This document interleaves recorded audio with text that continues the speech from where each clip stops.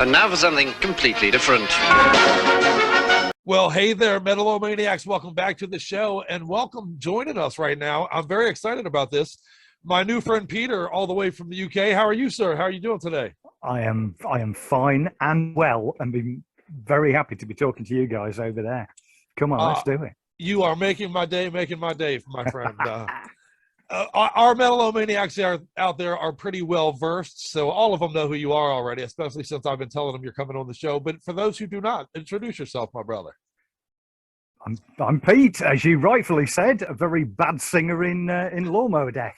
So good old UK hardcore, punk, thrash, crossover, noise, whatever you want to call us, is good by us. But that's me. I'm a really lame-ass singer in a rock and roll band. I completely disagree with the labeling, my friend, because I'm a huge fan of what you guys do.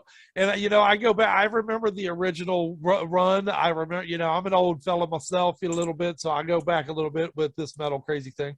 As the Metal-O-Mania thing has grown, we get all these announcements for all these releases that come out every week. And every week there's a million black metal, there's a million doom metal, there's a million death metal. I feel the crossover genre is somewhat starved during this big resurgence we're having right now for metal. Where is all the crossover, sir? Do you know, I don't know the answer to that. I'm delighted you're classing us as a crossover band, because that's exactly where we see it as well. We seem to be different things to different people in different countries. The Europeans just think we're an out-and-out punk band, and, the British think we're a metal band, and you guys see us as a crossover band, which is how we always thought it was. But I think all the contemporaries we came up with in that kind of genre, I don't know, Wehrmacht or Spastic DRI, DRI for sure, and right. all those boys. I don't know, it just doesn't seem to be around at the moment, which is probably why we're kind of more in with the metal crowd over here and stuff like that, I guess, because that's stuff in there. But there's some stuff starting to come through. I mean, Nick Barker's got a new band over here. I don't know whether he's starting to show over there, but a band called Borstal. It's really great kind of New York sounding crossover, but out of the UK, and Nick's played with everybody, hasn't he? But there's stuff bubbling around, but there isn't really a sort of crossover scene as such over here. Or anywhere. There's an emergence right now in Russia. There's a great scene of death metal and black metal, and even a hair metal scene. There seems to be like a glam metal. Wow, come on. Right? There's a thing. Really? Which is crazy. In Russia, yeah, they're like doing like the Motley Crue thing over there right now, like it's brand new. And okay, finger on the pulse. Yeah, right. And then Germany and all these places have such emerging, and in the tradition of that, a lot of bands, and if you don't mind my noticing, Lawnmower Deth being one of them, that has kind of, had a run back in the day and has reemerged in this reemergence that we are enjoying right now. Yeah. And that being said, though, again, all these things are kind of popping up worldwide, and I just feel like this genre is still starving. And I'm with you, though. I'm not understanding why. Over here, we've got not an emergence of crossover stuff, but there's certainly an emergence of thrash stuff coming through it. So there's a lot of good UK thrash around. I mean, Evil fronting that up big time, and Ollie Drake leading that from the front. But other good bands coming through. There seems to be a bit of a buzz in that kind of arena. So good, some new blood about and stuff. It's not just reliant on old boys getting back together like we are at the moment. Well, hang out with us, man. I won't let you miss any on the metal front. I promise you that. Glad to hear that. I'm taking note right now. Fuck yeah, hang out. That's our whole weekly motto around here, man. We want to make sure that people, well, speaking of which, we've talked to some great thrash bands that, you mentioned. We just had Evil on the show a couple of weeks ago. We talked to Shrapnel, which is another great thrash band out of there. You go. There's another of them. Yeah. On a musical level, I believe our thing to be strong as ever. I honestly do. I believe it to be as strong as it was in our heyday back in the 80s on a musical level. Yeah. In the product. So now what we're lacking is getting out there on stages and getting our fucking thing back together, I think that's what it's what everybody needs. I think we're all the same, aren't we? How many shows did either we play last year, or how many shows as a fan did I go to? And it's sitting on that many fingers on both sides, And so I think we've been really starved. But I mean, I guess the one that was interesting for me was we headlined one of the stages at Bloodstock in the summer. And we weren't due to be playing Bloodstock, but Night Flight Orchestra got themselves positive, and had to bail, and we dived into to get them covered, which was great, and it was good to go back there. But the attitude to the audience was really different. You know, they know us. We're old hands. We've been around for a long time, and you know they're always going to get a show out of us, and everybody was going to show up. But what was happening was bands that were probably 8, 9, 10 bands down the bill, you know, could have been playing at 2 o'clock in the afternoon and stuff like that, were playing to big crowds because people they've been, that's got to be good for the grassroots stuff. You know, these stages were packed. Yeah. So, you know, it could be like the Shrapnels of this world, you know, those guys and stuff, you know, who might have played to a couple of hundred kids. Suddenly, you know, there's 2,000, 3,000, 4,000 people in front of them. And that can only be good, really. So, So I think that was an interesting thing. I hope that kind of thing carries on a bit, that, you know, people are going to get in on this grassroots stuff a bit more now, and be a bit more supportive of you know, the less than obvious shows coming around, and just because people are so ready to get out and have a beer and a dance. I think the only show I went to, aside from the couple of bits we played, because there was nothing to get to, you know, I went to see Eagles of Death Metal about 2 months ago. I never have been more excited to go to a gig since I was that big. And I was like a kid, you know. It was just the perfect gig to go to as well, because it's the Eagles, isn't it? You know, it was just, you know, good night out, couple of beers, really great dancing band, and it was just the perfect way to go back in. I can't wait. I've targeted like the Maryland Death Fest and some of those shows to where I'm going to feel back. Okay. Again. So, yeah. That always looks great. Take me back a bit to the teenage you when you were like, hey, man, let's do this crazy metal thing and let's progress a little. So why did we do it? Okay, so the three of us were school friends, high school in your terminology. So we were high school friends, three of us, and we were typical metal kids. You find each other because of the music you're into. And at that point, you know, it's a calling card. Yeah. No, they're wearing a t-shirt. You know, it's that kind of thing, and then it kind of draws you in like a magnet because of what was available then. You know, we were Saxon, we were Motorhead, early Saxon, that kind of stuff. You know, love it all. And that's where we were. And there was a radio show called the Friday Rock Show. It was on national radio. Kids were going out on a Friday night and going to youth clubs or starting to get into pubs underage and that kind of stuff. We were staying in and listening to the Friday Rock Show and listening to bands in session. We were proper geeky metal fans. And then very quickly we were going to sort of early shows, and we were the kids who stood at the backstage door and had the program and got the bands to sign it and waited for a photograph and all those kind of things. That's who we were. So we were just like, you know, totally into this stuff. The shift change came in a number of different ways, I guess. But the first shift change was Venom, and black metal came out. And so I'm 16 years old. And I even remember it. We were in sort of top end of high school, and so we had a recreation room, and that got a record player in it. And we used to get a little thin blue line around this record player and hijack it and put on whatever we wanted. Somebody brought black metal in, and it was, what the fuck is that? It had suddenly gone from Wheels of Steel to jackhammers, and nobody could even comprehend this was music. But that was suddenly shift change beyond belief, and quickly from there it was Bonded by Blood. And so these really early, you know, Haunting the Chapel EP, all that kind of stuff was getting over here quick, and we were straight into this stuff. And we suddenly went from being kind of heavy metal kids to possibly been into a little bit heavy stuff like Tank or Motorhead and stuff like that, but really quickly into, you know, the early thrash and stuff like that. And that was the point when, look, if you can be Venom and you can headline Hammersmith Odeon and have loads of fireworks and blow the shit out of the place, we're going to have some of that. Anybody could do this was kind of the line of thinking. It was the true punk DIY ethic, do-it-yourself stuff, wasn't it?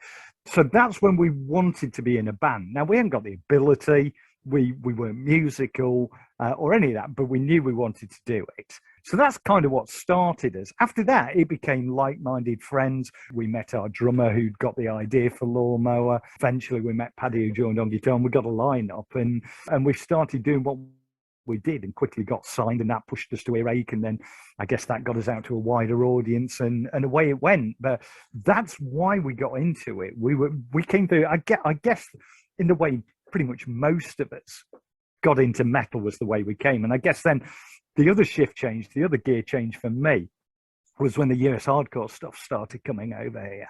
And myself and the drummer in particular really sort of got into that you know, so I mean, Black Flag got over here pretty quickly, and Early Bad Religion, I was getting introduced, stuff like that. Yeah, really great got shirt. into California scene, but got into, you know, sort of, you know, DI and that kind of stuff coming over really kind of got us interested. And that seemed to come over in tandem with things like the grindcore scene that we're involved in over here, because of the label we were on, really. We probably had a lot of affinity with Napalm, and still friends with the Bolt Thrower guys and so on. All this stuff kind of ended up in a big melting pot, I guess, because it's formative years, isn't it? You're 18 years old, 19 years old. And suddenly all these influences, they're coming in from everywhere. So that's kind of what happened for us, really. It became this big mess of US punk and early thrash and the German scene and the US scene and early heavy metal and all that stuff, and just chuck it into a cauldron, mix it up, you end up with Lawnmower Deth, really. Fuck yeah. So that was possibly the longest answer to why are you in a band. Sorry about that. No, I love it, dude. I'm honestly, I'm eating up every word, brother. I'm along for the ride, and I appreciate it. You know, let's be honest, for cats in our age group, you're describing such a universal metal experience, man. The first time I was ever, a friend of mine brought over a Venom record and we played it, I felt like I had to lock the door and hide it from my parents. It's the first record I ever listened to, and I felt like, man, I'm doing something wrong right now by listening. Yeah. I mean, one minute you sort of sat there and your parents are probably tolerating Leonard Skinner or something like that. The next minute, black metal, and it's like, you know, you're going to hate me, and they probably did. Yeah. I need my headphones for this. Yeah. It's but that was sea change. You haven't seen that kind of thing in a long time. Right. But suddenly that wasn't there. That is there. You know, it must have been the same on the US side, because we were in touch with all you guys over there. But you know, that whole tape trading scene. Oh yeah, was, huge. You know, it was bragworthy and it was massive. You got so excited because you got, you know, an SOD or a Crumbsuckers rehearsal or something like that. And I'm sure it was more disappointing over there if you got one of ours. But you know, that stuff was really introducing it, and there were big networks over here of people with lists, and you were tapping into that, and it was an amazing time, really. I tell people all the time, this whole Napster and this whole streaming and stealing music off the internet thing, it predates the internet, buddy, by years. Of course I remember I had a friend who had a big boombox with 4 cassette players in the one boombox. You could play it in one and record it in the other 3 at the same time, man. And no, that's what happened, wasn't it? And what did you do with your first demo? When we made a first demo, we all sat there with home hi-fis and just going, record. Well, yeah, that sounds good. Degrading quality all the way through when you suddenly shift 2,000 demos. You know, it sounded shit anyway, but it must have sounded really shit by the time you got copy number 2,000. Shit songs with shit recordings, but we loved it. Amazing times. It was so organic. It was brilliant. You know, flyers, fanzines, the whole thing was joyous, really, at the time. Oh, yeah, so much so, man. A joy I retain. There's very few joys I've retained from my youth that I still walk around with in my back pockets to this day. And metal is one of them, thankfully, you know. And I think if you join the family, you don't leave it, do you? That's the difference. Right. Well, you know, that's a whole long story for another show that we might need Dr. Phil for. But did that play a role, honestly? Did that play a role for you, I guess, and your return? Because circling back around to the record finally, I guess, Blunt Cutters, having just recently come out as the first original Lawnmower Deth music in quite some time. How does that feel? How was that, you know, was your love? In about 29 years, I think. Right. Well, this band is on a prolific output, isn't it? 2 albums in 29 years. Billy was 1994, brother. Yeah, yeah, absolutely. So, I mean, there have been little bits come out. Yeah, we've, we did a Christmas single with Kim Wilde, small things like that. The good stories and stuff like that. But yeah, this is the first time that we've put something out in a very long time. It feels good. It sounds. I've got to say, I'm not one for listening to my own back catalogue. I don't tend to go back to the stuff we've done, other than when I'm rehearsing along to it, stuff like that. But this album is something I'm fairly damn proud of, actually, and you can actually listen to it. And I'm really pleased. I'm going to be really interested to see how people react to this. Oh well, I have fallen in love with it. I have completely fallen in love with it already, man. We played Death, Maim, Kill when it was first put on YouTube. We played that on our show. And in fact, tonight we're going to play Raise Your Snails, the official video for Raise Your Snails with this interview. We'll play for everybody tonight, which I'm excited for. But you should teach people to raise a snail. Do you know how to raise a snail? Because you guys raising a snail is easy, man. There's your horns. We all know the horns. We all know your fist when you're in the crowd. Okay, take your horns, take your fist. Raise your snails. That's how you do it. Yeah, you got an upside down snail. I've been accused of that more than once, my friend. Fist on the top. Fist on the top. Oh. Now you've got it. There you go. Now you've got a snail. I've been accused of having an upside down snail more than a few times, my friend. You're not the first. Well played. I'm a guy that is a metalhead with very much punk roots. I had a mohawk the whole thing when I was young. I used to sneak out. I grew up here in the Washington, D.C. region where I was very fortunate to be able to sneak off and see bands like Black Flag and The Exploited and the Agnostic Front stuff. And it made such an impact on me, which is why thrash and crossover was a natural progression for me. It's a natural... it fits like a glove for you. If there was a soundtrack to my life made, it would be 80% crossover jams. You know what I mean? Therefore, I'd need like a million of them. And that does bring me to my point, which eventually a long-winded point, and you'll forgive me if you will, but it's an 18-song release. It embraces that crossover approach very much, man. And I love you for that. I'm really pleased. I am really pleased. Just where I want it to be. Back in the net. Perfect. It's like, perfect, right in the wheelhouse of crossover. I'm honored. When people hear the song here in just a few minutes, they're going to say to themselves, how the fuck do I get my copy of Blunt Cutters, which is a cool last name, by the way. I love the name. Thank you. But they're going to want to know how they can get their copy of Blunt Cutters and what is the best way to get their copy. And will there be a blunt cutter available on your merch thing at some point? You see, we know it's got a different connotation over there, hasn't it? Yes, sir. We know where you guys are going with that. It's not what it's about, but I like the fact that there could be 2, 3, 4 different reasons as to what blunt cutters is. It depends which country you're in, and I know it's a different thing in the US entirely. It definitely appeals to the potheads here. Yeah, I get that. So, whereas over here, it's just talking about the fact that, the blades have got a bit rusty and we're a bit older. But I love the fact it's got, these different connotations. It's cool. How do you get it? Look, all the obvious stuff, isn't it? We signed with a label called Dissonance, but that's part of Cherry Red, big old label anyway, isn't it? Cherry Red. So you can get it through Cherry Red's store. Go and hassle your local record store. It's on all the streaming sites. So, all the obvious and probably less obvious streaming sites. And merch the whole thing, right? Like T-shirts. Yeah, it's everywhere. Yeah, the whole gambit. So it's on CD, it's on coloured vinyl. For those that want it. If you don't want to buy it, get on Spotify or Apple or whatever. No, don't listen to him. Don't listen to him.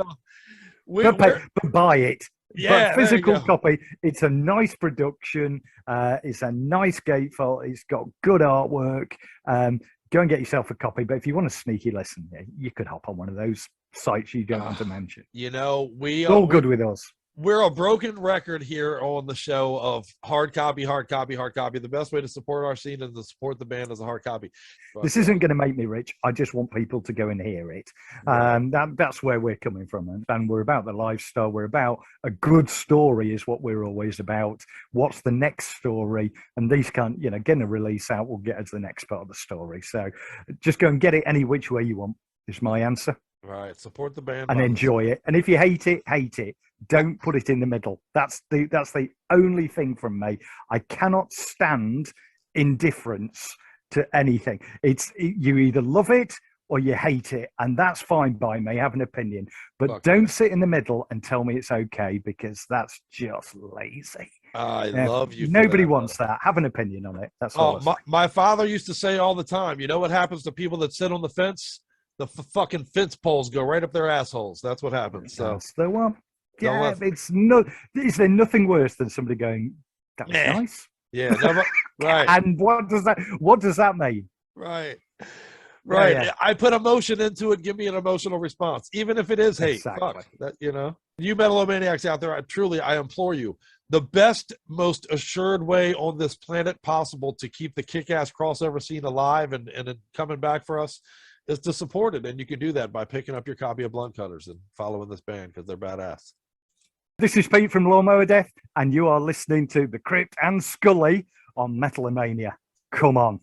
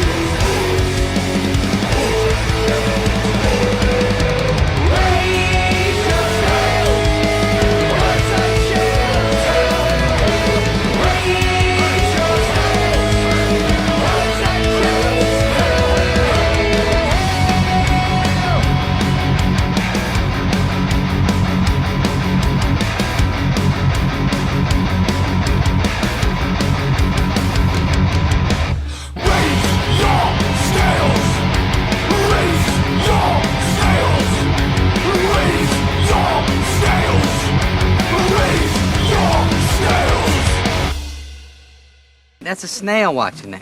There's a snail in the desert. Yeah, a spaceship dropped him off. Don't focus on the wrong part of the story, brother. And the snail can talk? Yeah, because they gave him powers, the aliens.